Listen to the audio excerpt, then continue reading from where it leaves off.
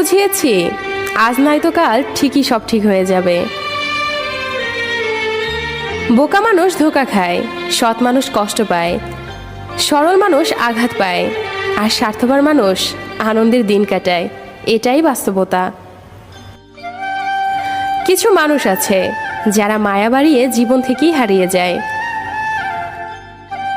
জীবন মানে কিছুটা হাসি, কিছুটা কান্না, বাকিটা অভিনয়।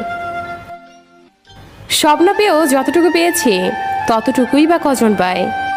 এই চিন্তাধারা যাদের মধ্যে আছে, কষ্টের পৃথিবীতেও তারাই প্রকৃত সুখী।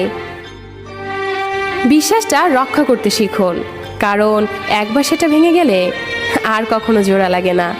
আর তখন সত্য কথাগুলো মিথ্যা মনে হয়।